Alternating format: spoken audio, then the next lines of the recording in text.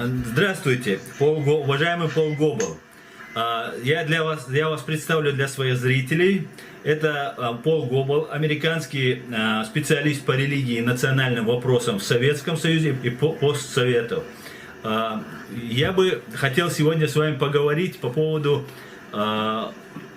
чечено-американских отношений, да, в которых вы давно принимали участие, принимаете и сейчас в какой-то степени участие. Также вы были знакомы, как вы мне ранее говорили, с Абдурахманом Авторхановым, тоже старый антисоветчик, который похоронен здесь, умер здесь, в Германии. Я хотел бы начать с вопроса. Я знаю, что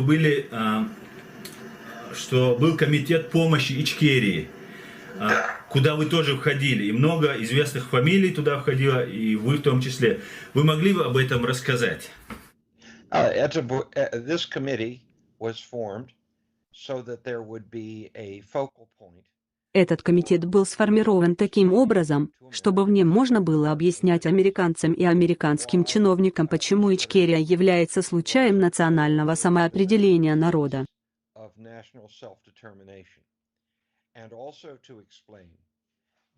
Существовала огромная опасность того, что в Чечне будет доминировать либо преступный элемент, либо исламские радикалы.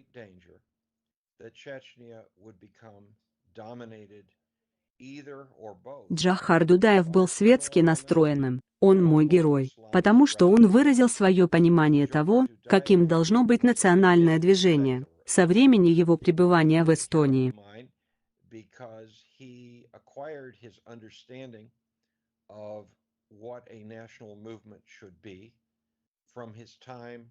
И он полагал, что Эстония может стать образцом для Чечни как государства, которое было бы светским, современным и которое интегрируется с Западом.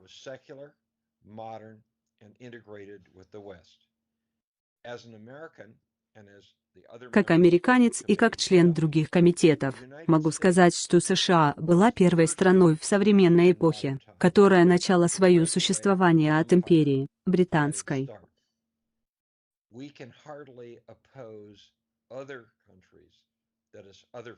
Мы вряд ли сможем противостоять другим странам, то есть другим будущим странам, которые стремятся к подобному месту под солнцем, и что нас всех объединяет, так это поддержка Ичкерии и президента Дудаева.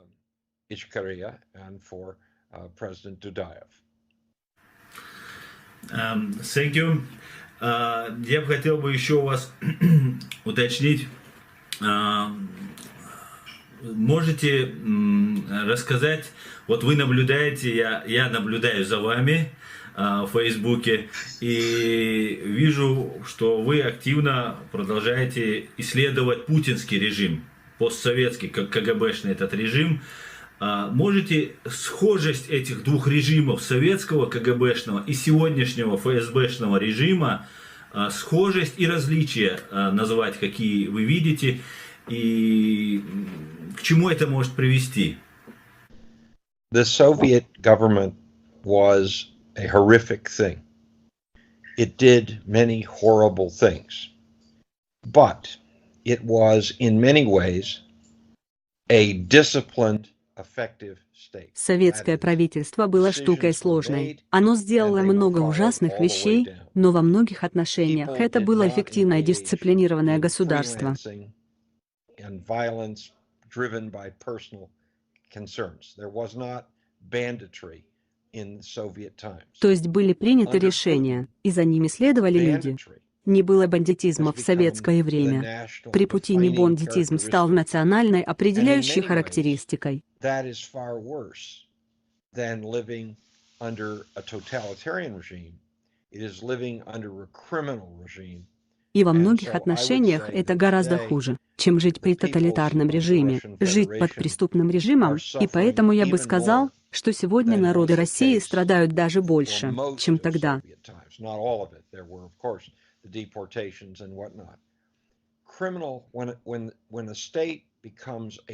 Конечно, не все. В советское время мы помним депортации и гонения.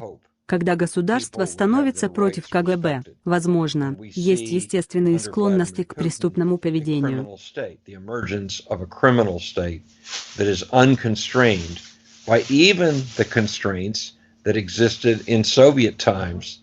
Against the KGB's perhaps natural inclinations to engage in criminal behavior.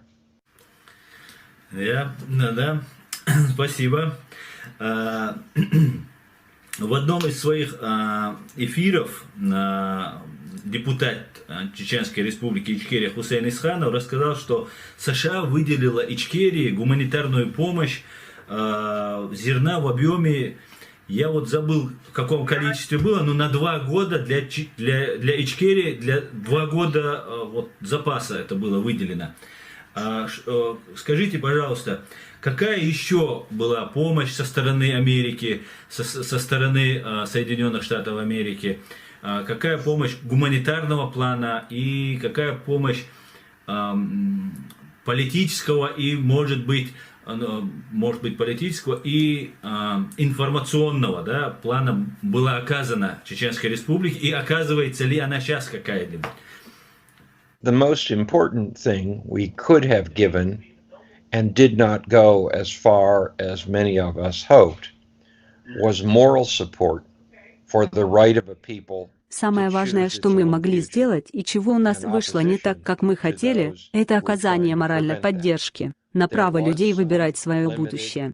Об этом же говорит и предлог тем, кто пытается предвидеть, что существует какой-то лимит гуманитарной помощи.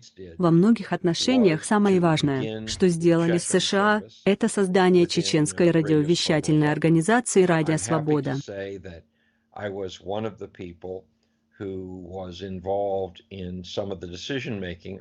Я рад сообщить, что я был одним из тех, кто принимал участие в принятии решения о создании этой организации. Абсолютно необходимо, чтобы люди в Чечне знали, что о них беспокоятся другие. Я знаю, как важно было, чтобы народы балтийских стран знали, что США обращают на них свое внимание.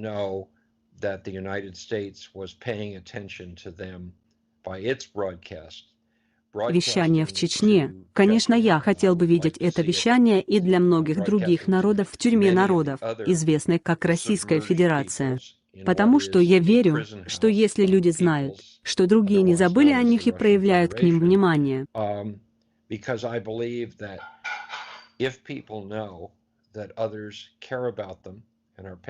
это дает им смелость и поддержку, чтобы продолжать борьбу. Если они чувствуют, что их игнорируют, если они чувствуют, что никому нет дела до них, то это приводит к опасному исходу и радикализации.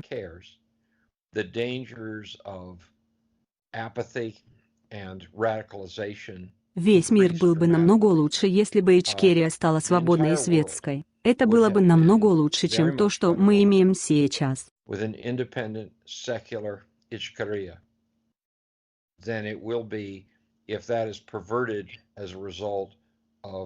Или же в исламское радикальное государство, которое хотят некоторые люди радикально настроенные.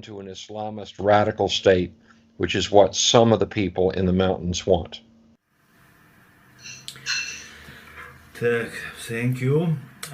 Вот в своих эфирах я часто говорю, что США является нашим другом. Есть радио «Свобода», как вы только что сейчас сказали, на чеченском языке, и это большая помощь для нас. Хотя, на мой взгляд, редакция могла бы вести чуть-чуть активную работу в этом плане, на что некоторые заявляют, что это не так, что никакого интереса к Чечении у США нет. Как вы считаете, есть ли какая-либо стратегия у США в отношении Ичкерии и всего Кавказа на ближайшее будущее, вообще, есть ли стратегия по отношению к нам? Рассматривает ли вообще нас как-нибудь? I wish I could tell you that we currently have an agreed upon strategy for supporting the peoples. Хотел бы я сказать вам, что у нас в настоящее время есть согласованная стратегия по поддержке народов Северного Кавказа. К счастью, у вас есть много точек зрения, И в настоящее время ни один народ не доминирует над другим. Есть те из нас, кто считает, что все народы Северного Кавказа имеют равные права и полагают, что они имеют право на самоопределение.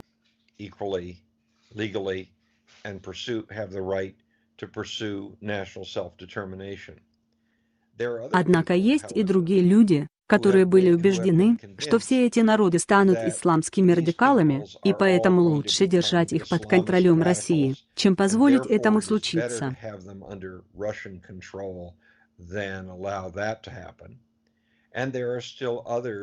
И есть другие, которые думают, что Северный Кавказ — это одно государство, которое никто не контролирует.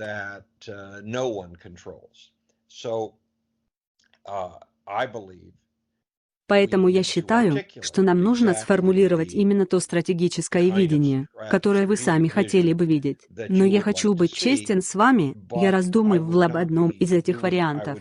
Но я думаю, что люди в правительстве, люди в сообществе еще больше разрознены.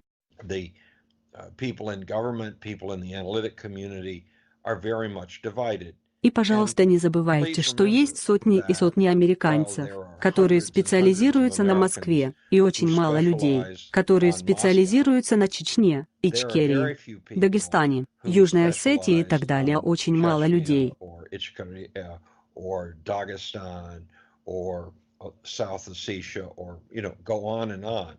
Я работал много лет назад в Бюро разведки и исследований Государственного департамента. А в 1989 году мы провели опрос, чтобы выяснить, сколько американских правительственных чиновников работали полный рабочий день над национальными вопросами в Советском Союзе.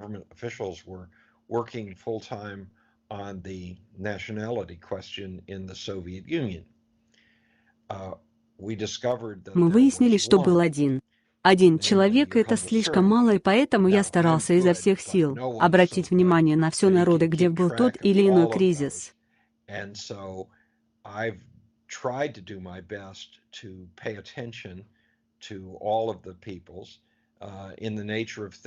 И я уже более 40 лет продолжаю в том же духе, донося информацию о событиях среди тогдашних народов России в российских центрах в Москве, потому что я не верю, что это государство будет существовать в своих границах в ближайшие годы.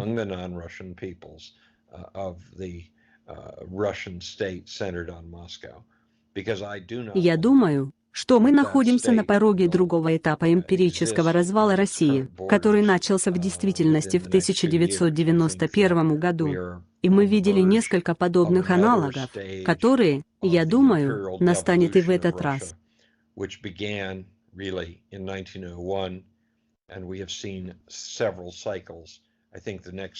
И я думаю, что важно быть готовым к этому. Я сожалею о том, что ни США, ни западные страны не готовятся к этому. Нам бы стоило быть более подготовленными.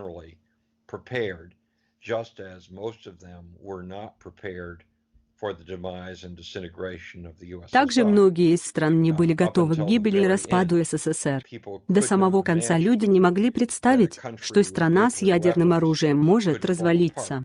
Но ядерное оружие не очень эффективно против народа, который больше не хочет слушать указания Кремля.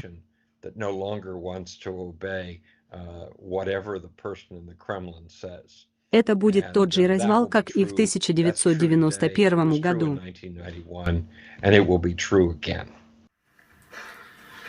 Спасибо.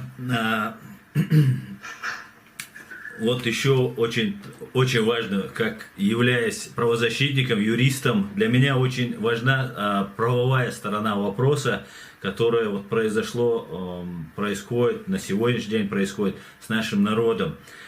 И вот за последние 25 лет граждане Ичкерии разной национальности, пережили геноцид. Мы подали заявление по этому поводу 23 февраля 2018 года в Международный уголовный суд в Гааге. И сейчас ситуация находится в Чечне под гауляйтерским управлением России, Кадыровым, которым Путин контролирует абсолютно 100%, напоминает время сталинского большого террора. на сегодняшний день мы являемся самыми ущемленными в правах людьми в Европе. Мы находимся в Европе, и наши права, даже в России мы самые ущемленные. Хотя в России почти все ущемленные в правах. И вот у меня вопрос. Может ли мировое сообщество и в первую очередь США обратить на это внимание? Как-то нам помочь в этой тяжелейшей ситуации? You have, by the way you have asked the question, you have given the answer. First, before the West can do anything, the West needs Да, to know. вы задали вопрос, в котором уже есть ответ. Прежде чем Запад сможет что-либо сделать, Западу нужно узнать. Дело в том, что с количеством СМИ, статей и описаний происходящего сегодня в Чечне, я полностью согласен с тем, что это представляет собой продолжение геноцида и сталинского террора.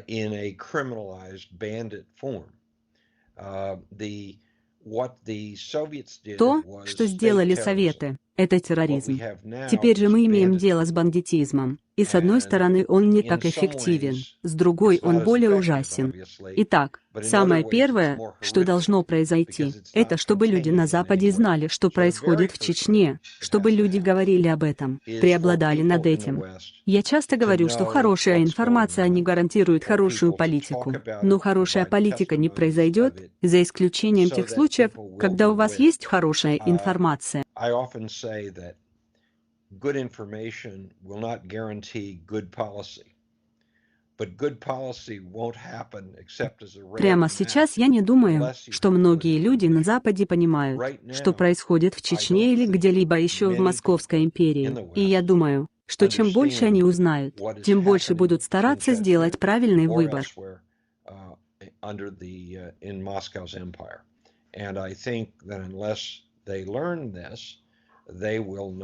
Я абсолютно убежден, что когда американцы поймут, что происходит, они найдут способы противостоять действиям Москвы.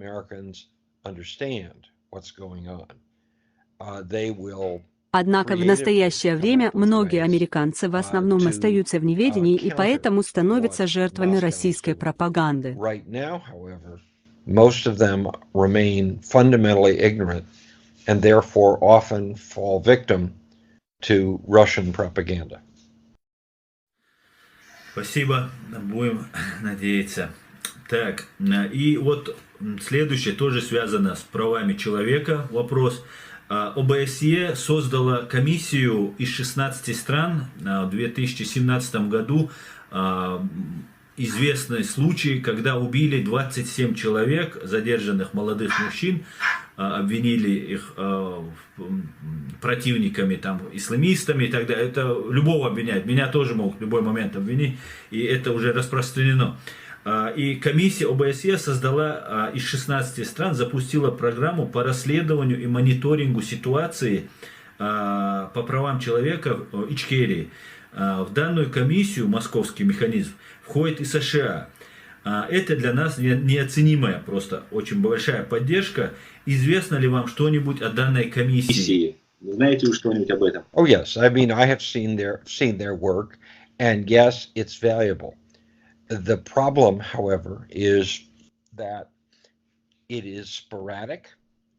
О да, я видел их работу.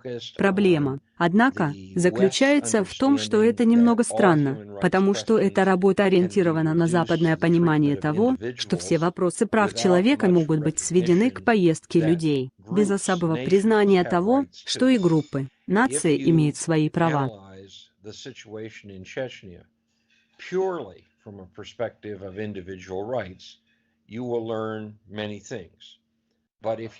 Если вы проанализируете обстановку в Чечне исключительно с точки зрения индивидуальных прав, вы много узнаете.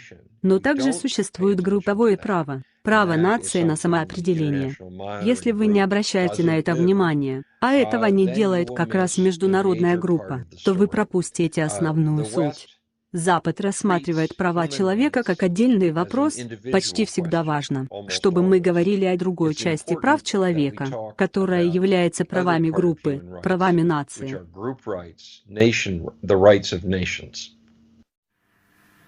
Окей. И еще один у меня к вам вопрос, тоже связанный вот с этим делом. У меня дедушка мой говорил, если ты чего-то хочешь добиться и стучишься в какую-то дверь, бей пальцем по двери так долго, пока палец не пробьет дверь. Ну, добивайся своего. Поэтому мы будем добиваться, я дедушкины слова хорошо помню, и поэтому буду добиваться, сколько мне отведено в этой жизни, я буду добиваться справедливости. Дай Бог. Я вот хотел спросить по поводу, вот вернуться, я вам говорил по этому уголовному суду в Гааге, мы подали на военное и политическое руководство России за геноцид, военные преступления и другие тяжкие преступления. У нас заявление приняли, но не приняли к производству. Все чего-то побаиваются, да, будем честными, Россия очень опасная и подлая страна, да, они могут сделать, ну, и сейчас Путин там является полноправным хозяином, поэтому чуть-чуть политические какие-то моменты есть, но мы будем добиваться, в эту дверь будем долбиться, конечно. Вот я бы хотел бы у вас спросить, почему вот на глазах вот всего мирового сообщества произошло вот это жесточайшее преступление против нас. Да, какая-то степень наша вина в этом тоже есть. Я, конечно, понимаю, что были ошибки и даже, может быть, преступная халатность, да, как в юриспруденции это говорится. Но при всем при этом был геноцид. Почему сейчас, когда у нас на руках имеется огромное доказательство, почему мир так глух и слеп к нашей беде? И поэтому чеченцы сейчас замкнулись в себе, как Конан, бабочки, гусеницы закрываются, и мы ни с кем не хотим разговаривать, потому что не верим никому. И вот я хочу разбудить чеченцев это, объяснить, чеченцы, не все нам враги, у нас много друзей, мы должны показать, что мы нормальные, цивилизованные люди, каким был наш Дудаев и так далее. First off, you have to convince people of the justice and importance of your cause. Прежде всего, вы должны убедить людей в том, что ваше дело справедливое и важное. Это требует много работы. Чем меньше у вас силы в мире, тем сложнее. Но это вполне возможно. Мы видели много разных мест, которые, как все думали, навсегда останутся под властью кого-то другого. Когда моя страна откололась от Великобритании, самой могущественной страны на Земле, многие люди очень долго были уверены, что мы не сможем победить.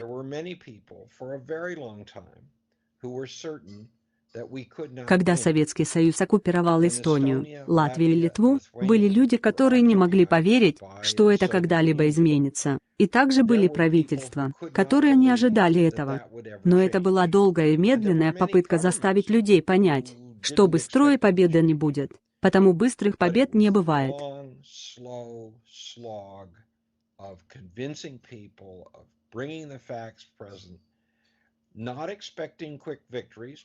Но чтобы быть готовыми к победе, тектонические сдвиги в окружающей среде случаются так, чтобы люди знали, кто вы.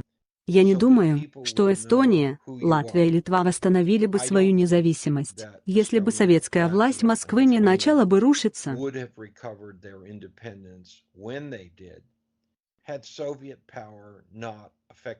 Но это правда, что у них были люди во всех трех странах и друзья за границей, которые были готовы к этому. Я могу только сказать, что народу Чечни нужно принять аналогичный и долгосрочный план по ведению этого мира и понять, что победа не будет быстрой, потому что ваш враг силен и могуществен. Но это образ, который я держу в моей голове, и я советую вам, чтобы вы тоже держали в голове этот образ.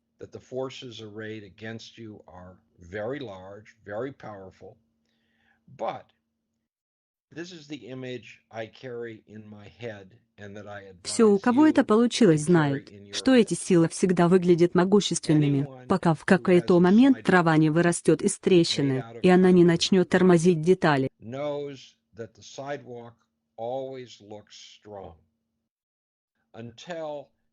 Трава выигрывает, и выигрывают люди, которые имеют право и справедливость на своей стороне.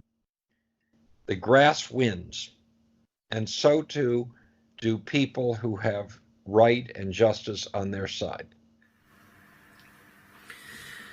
Да, будем надеяться. По поводу стран Балтии хотел бы сказать, что они 50 лет, да, как бы сказать, были в оккупации. Да, очень долгое время. It would be wonderful if the world were so constructed that they had been freed. Было бы замечательно, если бы мир был устроен так, чтобы все захваченные страны освободились.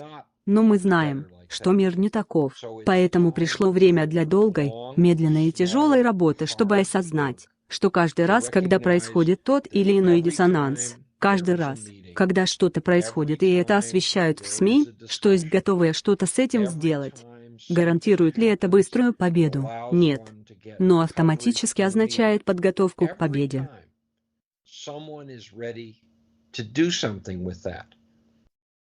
Will that guarantee quick victories? No, but it will ultimately set the stage for winning.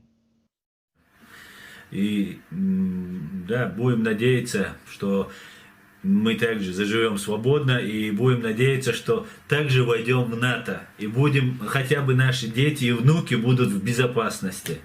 Хотя бы, да, дай Бог, чтобы больше геноцида над нами не было. Уважаемый Пол, большое вам спасибо за то, что ответили на мои вопросы. Я уверен, у меня канал чуть более 2 месяцев и очень сильно развивается. Многим чеченцам и другим людям интересно смотреть. И я уверен, после того, как выйдет наше видео, многие зададут очень много вопросов. Поэтому, когда у вас будет время, я бы хотел еще раз с вами или систематически встречаться, если вам удобно. Для меня большая честь иметь возможность поговорить с вами, и я буду рад продолжить разговор. Thank you. Хорошо тогда.